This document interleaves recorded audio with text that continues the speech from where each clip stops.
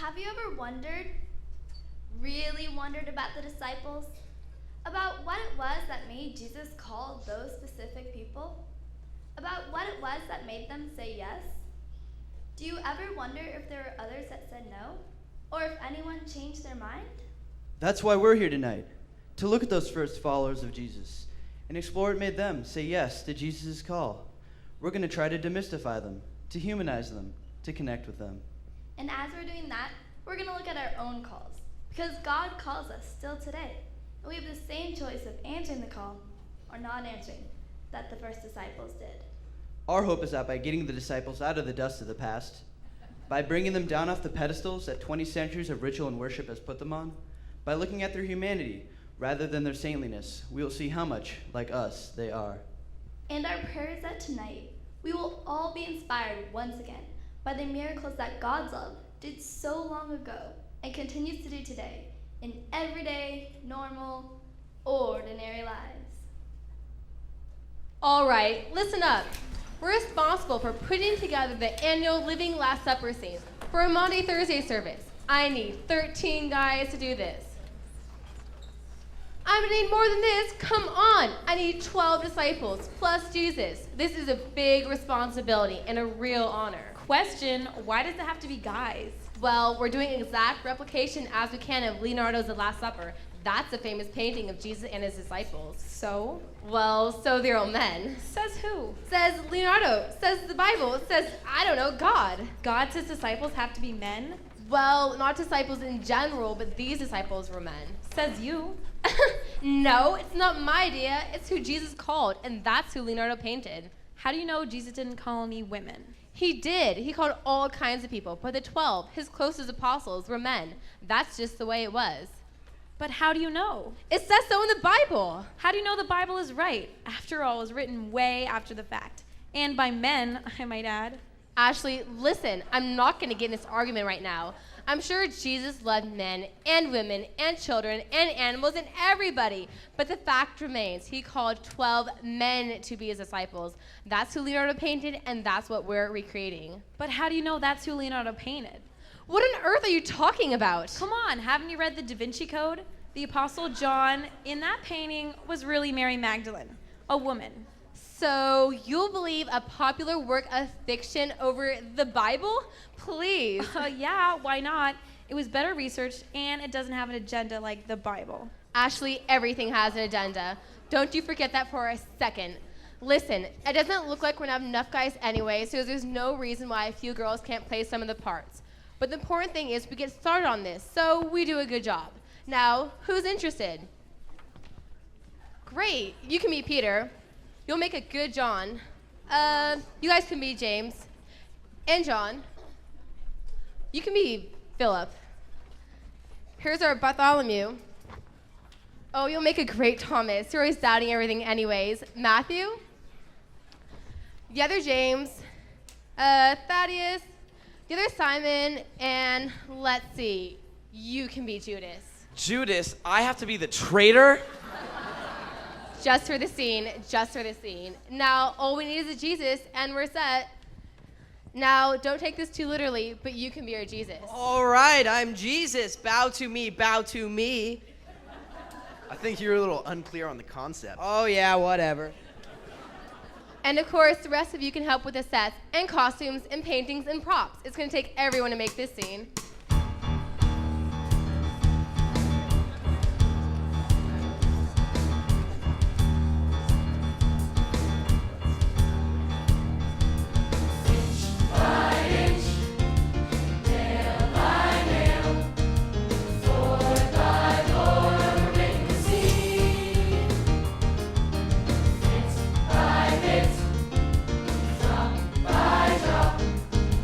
Day by day.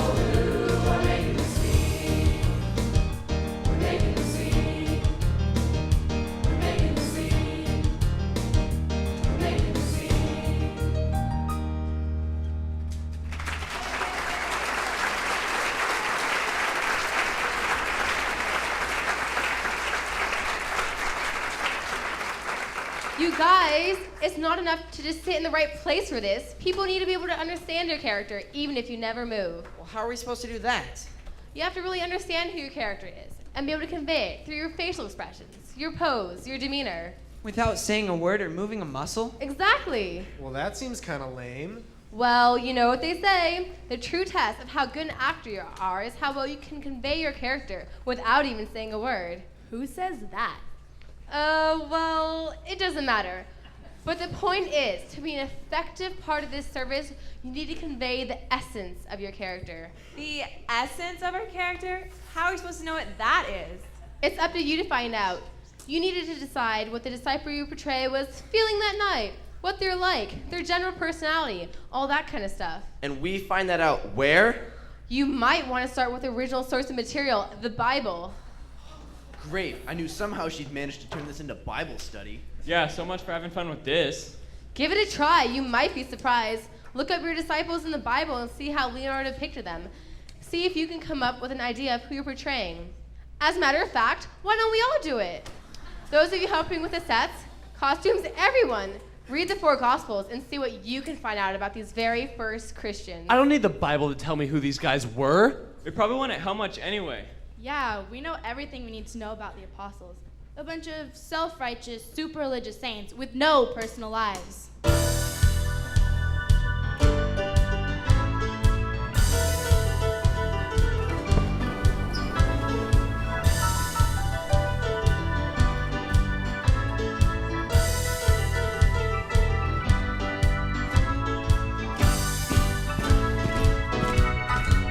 We are the 12. Slick, sleek, happening, the 12. Nothing close to ordinary 12. Chosen by the man himself, the 12. Hey, look at us. We are the 12. The chosen few. That's us for sure. Extraordinary, not like you. Living God's agenda. Says who? We are the new, the chosen few. Apostle Review.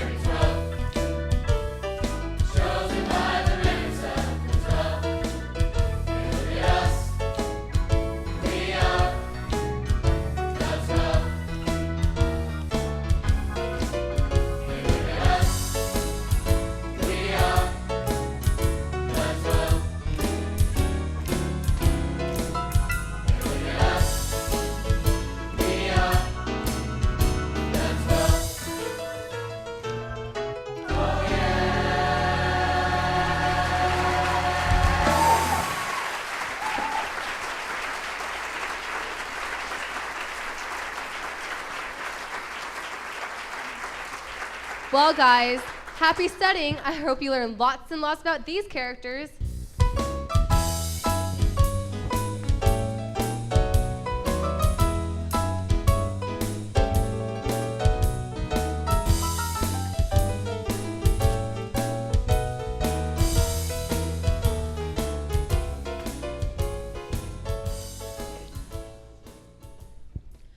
before we get to rehearsing the scene, let's talk about what you learned this week about your disciples. Well, first of all, it didn't seem like they were all that unusual. At least not at first. Yeah, they were just ordinary guys doing ordinary things. Mostly simple fishermen, with a tax collector or two thrown in. Well, I'm supposed to be Peter. I always thought he was this super religious, righteous, holy man, the first pope and all, but from what I read, it seems like he was putting his foot in his mouth more than anything else. Well, hey, Peter, I'm your brother Andrew. We're brothers too. I'm John. I'm James.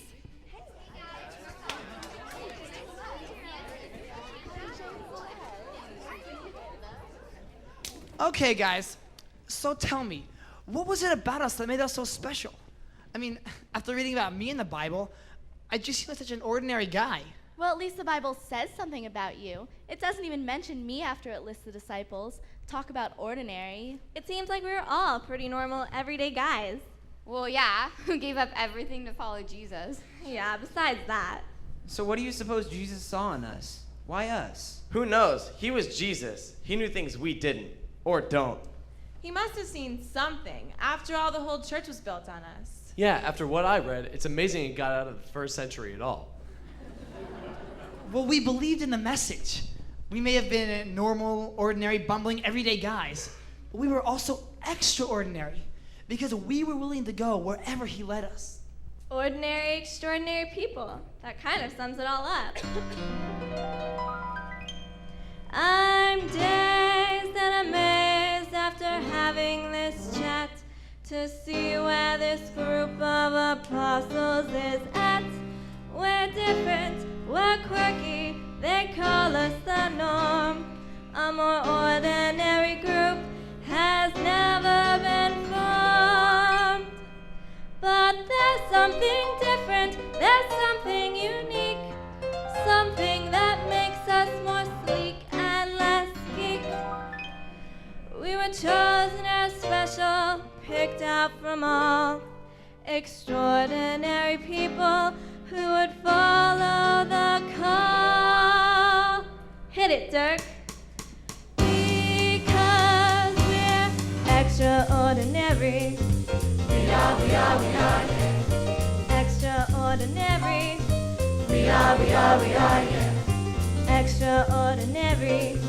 We are, yeah. We are extraordinary. Extra, read all about it. Ordinary, read all about it. Extra, read all about it. Ordinary, read all about it. We are extraordinary.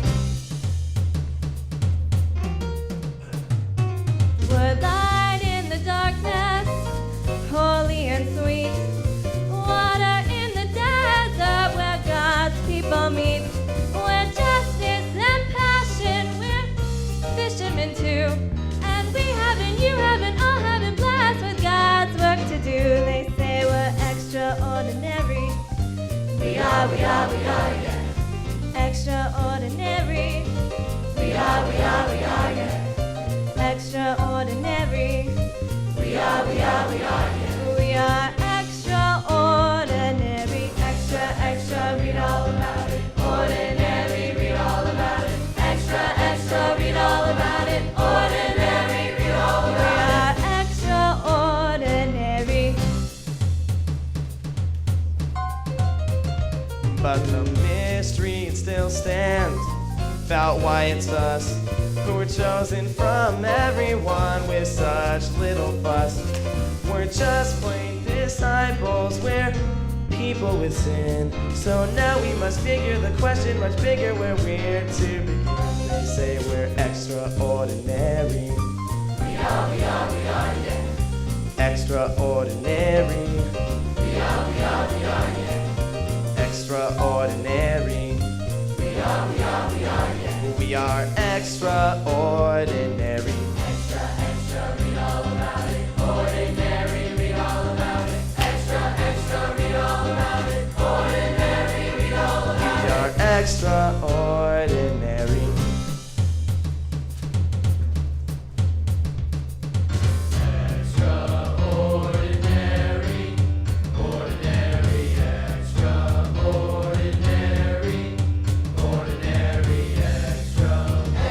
Extraordinary.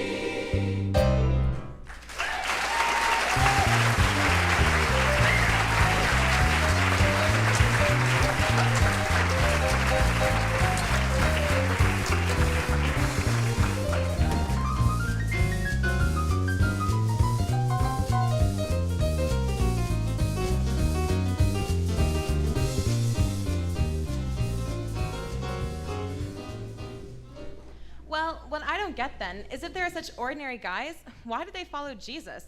Ordinary people don't do that. Yeah, who would just leave everything behind and follow somebody they didn't even know? People who do that today are crazy. Yeah, we're warned to stay away from them. For good reason. You can't be too careful these days. No kidding. If you're not, you're liable to wind up in some wacko cult, or worse. Well, then why do you suppose they did it? Maybe nobody warned them. Come on, warning or no warning, it's still weird to just blindly follow someone. Maybe it was different back then. Maybe it was easier. I don't know. They still had families and jobs and attachments. What would make them leave it all behind to follow Jesus? It's hard to say what it was. I guess you had to be there. Somehow, we just knew.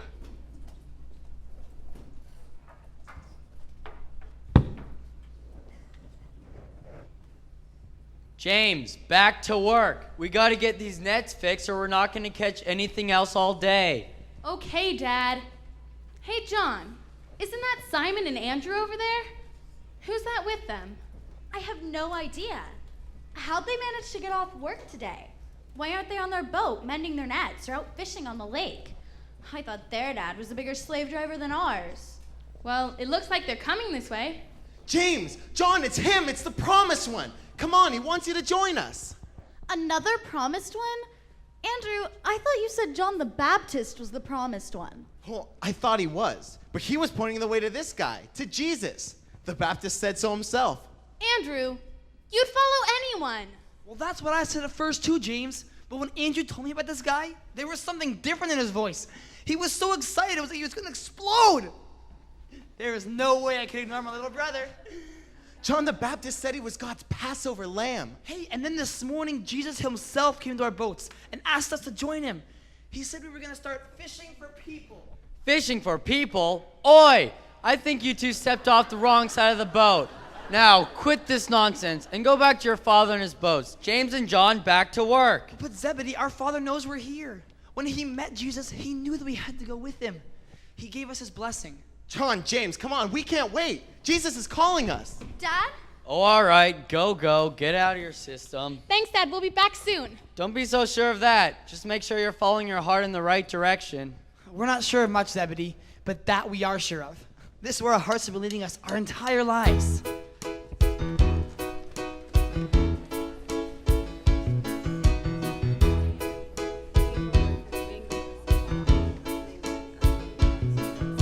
I wish I could say what it was on that day that made me follow him. I wish I could know what inspired me to go and leave it all for him. All for him. Follow him. Follow him.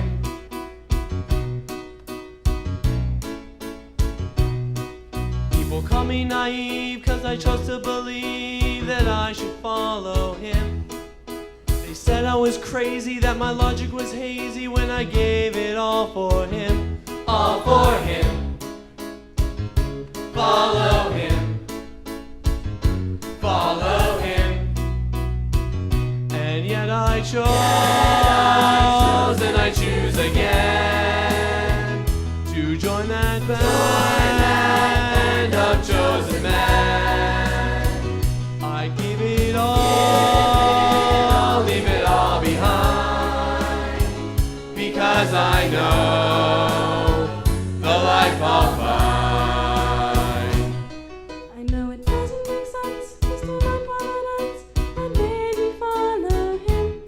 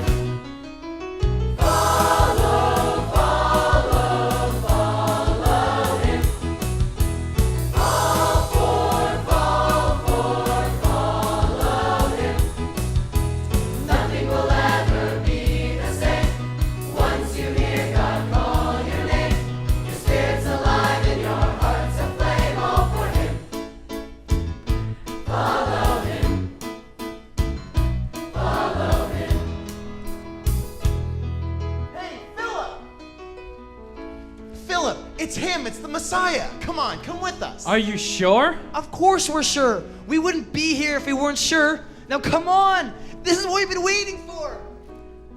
How do you know? I thought John the Baptist was the one.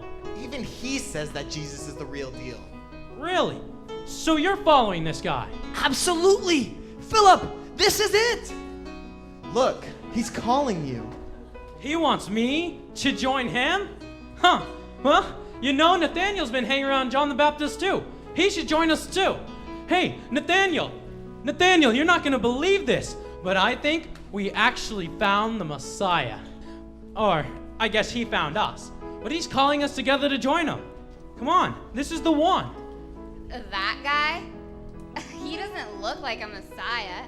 Who is he? Where's he from? He's Jesus from Nazareth. Nazareth? Right. You know what comes out of Nazareth.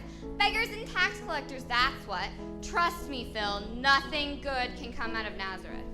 Come on, Nathaniel, give it a chance. Simon and Andrew are with him, and James and John, and a lot of John the Baptist's other followers too. Philip, are you mental? What about our fishing business? We've barely gotten it off the ground. If we leave now, it'll go belly up for sure. Nathaniel, you know the fish will still be here if we decide to come back. But if we pass this chance up, there may never be another one. I don't know. A Nazarene? Nathaniel, look at him. He's not like other Nazarenes. He's not like anyone we've ever seen. There is something vaguely familiar about him. He says you're an honest man, a true Israelite. Oh, come on. How could he know that? He's never even met me. He's just trying to con us, Philip. I can't believe you're falling for this. He says he watched you sitting under a fig tree a while back. He knows you, Nathaniel. He knows all of us. He watched me? He knows me? And he's calling me? Maybe you're right. Maybe this is the one we've been waiting for. Follow, follow, follow him. All for, follow him. Nothing will ever be the same. Once you hear God call your name, your spirit's alive and your heart's aflame. All for him. Follow him. Follow him. What are you doing here? There's no place for a Roman Patti tax collector here. Jesus called me too, Simon. Jesus called you? I think he got the wrong number.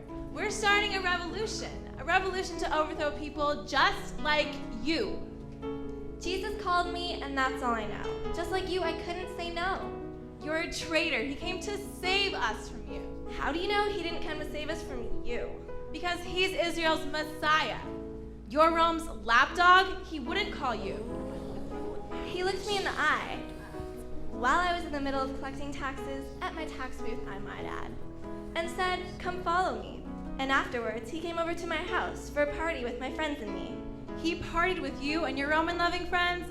No way. Way. And when the Pharisees freaked out about it, he told them to chill. He said he came here for people just like me, to teach love, not religion. Well, he told me he was here to bring the kingdom of God. The kingdom of God, not of some Roman pretender. You serve the pretenders, he's a fraud, and so are you. Simon, give it a rest. Jesus called Matthew just like he called you, just like he called me. What kind of a revolution could include me and him? This doesn't make any sense. Well, I agree with you on that. This doesn't make any sense at all. But he called us and we're following him. All we can do is hang on for the ride. So are you with us? Andrew, I'm committed to the revolution. I'm committed to freeing our people. Simon, I think Jesus is committed to the same thing. But I also think he's here to free us from more than just the Roman occupiers. He's here to free us from whatever's keeping us from God. But that would be the Roman occupiers. Well, that may be, but there's got to be some reason why he called you and Matthew and a bunch of fishermen like my brother and me, and the women and so many other outcasts to the same revolution. All we can do is follow along and see what this is all about. So are you in? Well, I guess so. Then let's go.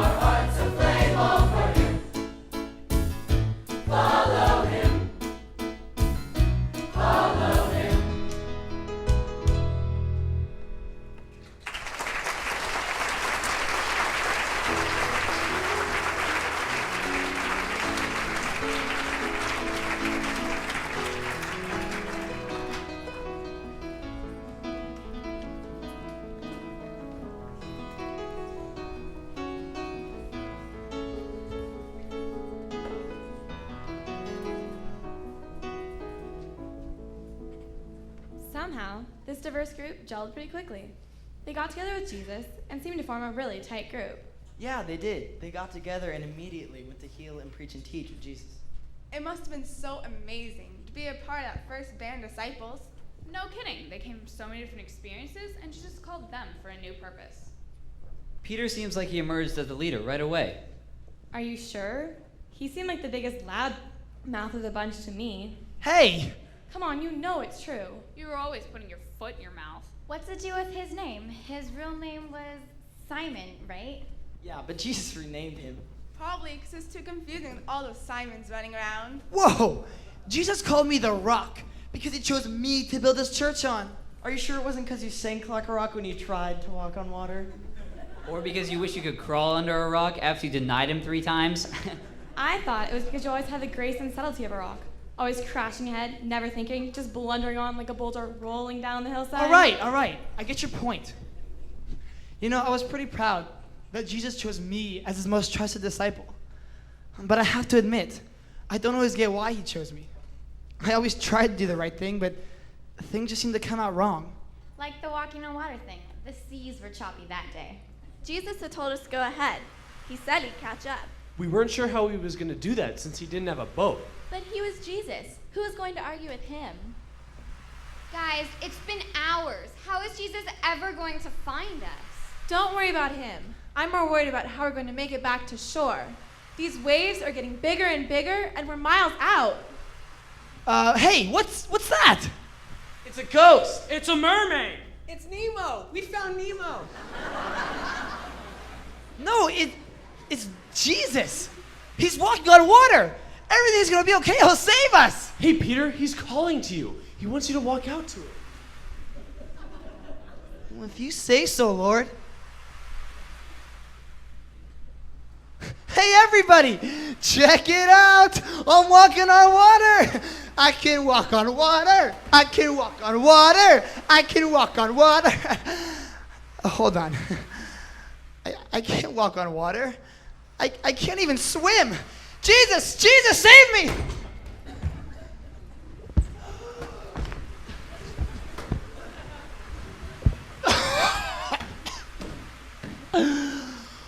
Oh, thank God I'm okay. Thank you, Jesus. You saved me. You saved me.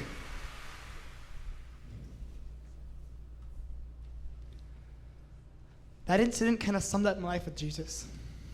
Some of the highest highs, like when I was actually walking on the water, and some of the lowest lows, like when I sank to the bottom. Each time I think I would get it, and then immediately realize I didn't even get it at all. Like one time, on the road to Caesarea Philippi, he asked us who he thought he was. You're Elijah. You're John the Baptist. You're Gandalf. He's not Gandalf. He's more of a Dumbledore. Same difference. Same difference. Are you kidding me? You're Christ, the Messiah, the promised one. I got it right. And even though Jesus told me not to tell anyone, I could see the look of admiration and appreciation in his eyes as he looked at me. But that's when he told us that he would have to suffer and be humiliated and die. No, never. I would never let that happen.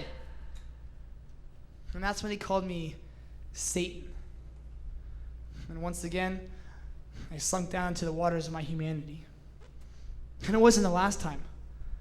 When I cut off the ear of the temple guard that night, trying to protect Jesus, he told me to put my sword away. That violence wasn't the answer. That same night, I denied even knowing him. And what's a bunch of rock that night? Yet somehow, through it all, he saw me for not only who I was, but for what I could be. And he never stopped calling me his rock.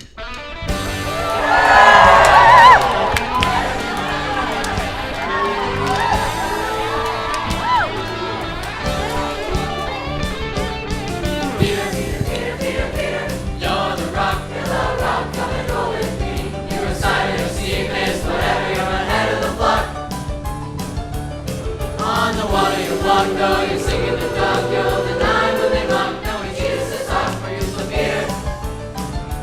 Jesus called rock. From beginning to end, Jesus said.